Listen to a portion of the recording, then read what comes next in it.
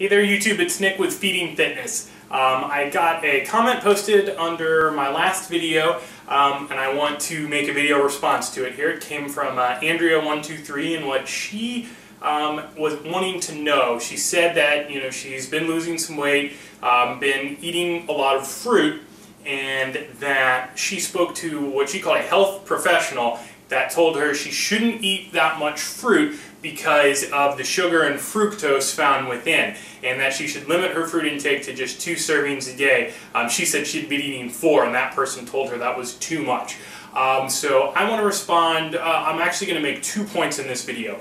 First, how much does a healthcare professional really know about nutrition? And then I'm going to address her question directly about the sugar. So let me very briefly point out, first, you used the word healthcare professional. I don't know how to interpret that. That could be a lot of things. I'm a healthcare professional. I'm a registered nurse. I would consider a dietitian, a physician, a physical or occupational therapist. All those people are healthcare professionals. Let's talk about, other than a registered dietitian or nutritionist, how much nutrition a healthcare professional actually gets in school. I have my bachelor's degree in nursing. I got 1 semester of nutrition. It was a 3-credit-hour class. It was taught by a nurse, not by a nutritionist, and that's it. That is it. It was a very easy class. It taught very fundamental things, and it's something that doesn't come up a lot in my day-to-day. Physicians that I know of and have talked to, they don't get a ton of nutritional training either. It's not a big part of their focus. So if you're going to take nutritional information from anyone, let it be a registered dietitian, because they go to school their entire 4 years to learn about nutrition.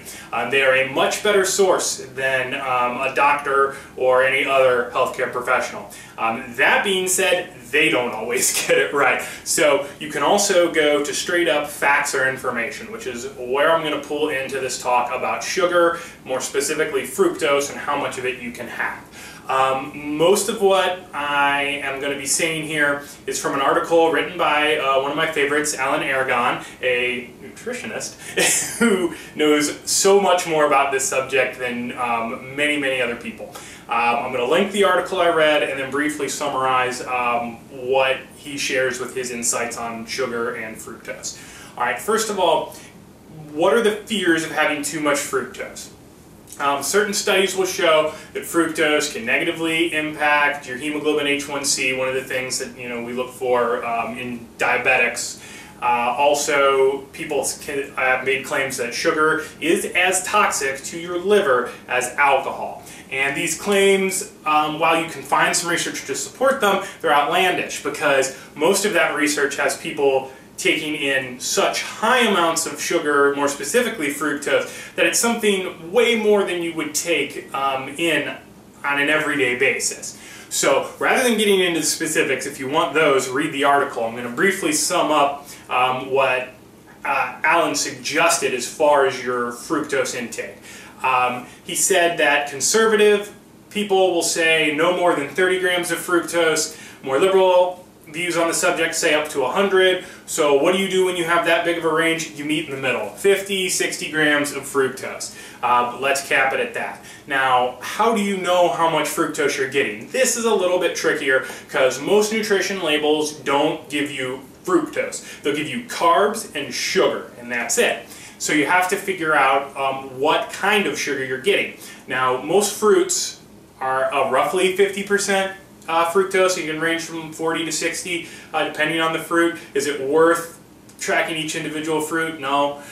Just think of it as half. High fructose corn syrup is around 45 to 50% fructose, which is funny because they call it high fructose, so you think 80-90%, but it's not. And then regular table sugar is 50% fructose. So basically what I do is I take my total sugar for the day, and MyFitnessPal will tell you what that is, and I divide by 2.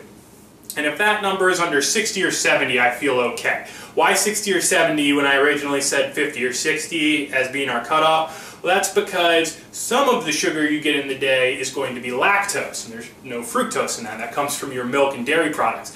I eat a lot of dairy products. I eat a lot of Greek yogurt, a lot of cheeses, a lot of my sugar is lactose. Again, it's not going to say it on the nutrition label. It's not worth figuring out. It's going to take too much of your time on something I don't think is nearly important enough. So, in summary, are you safe to eat 4 servings of fruit a day? Of course. Shame on that person who told you not to eat fruit. I don't think they know what they're talking about. It might not be their fault. They might not have been educated properly. But I think if you're going to give that kind of advice, you need to be up to date on current research and current studies.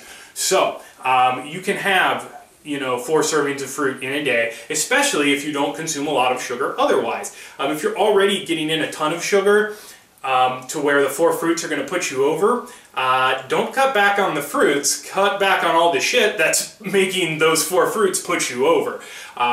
With anything, sugar is fine in moderation. It's when you do super heavy doses of it. If you're drinking 6 full sugared sodas a day, that's horrible for you. Yes, then you're going to see negative impacts on your hemoglobin A1C and your liver values. But if you're having 4 servings of fruit a day, you're not going to see those problems. So again, with anything, if you're trying to lose weight, your calories need to be in check. Above and beyond anything else, calories are more important, and if you are simply a healthy weight for your height, you're going to avoid a whole slew of medical problems. Concentrate on that first, fine-tune things afterwards. But for fructose, let's shoot for 50 to 60 grams a day, and again, take your total sugar, cut it in half.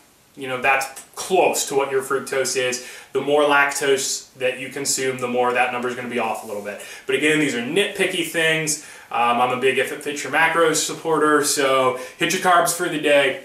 That's going to be more important than anything. That's all I have to say. Quit fearing the fructose. If you like the video, please give it a thumbs up. If you have any more questions or comments, throw it down below. I love to answer viewer questions in future video updates, and it gives me good ideas what to do for videos. Join us over at the Facebook page at facebook.com/feedingfitness, and I'll see you guys next time.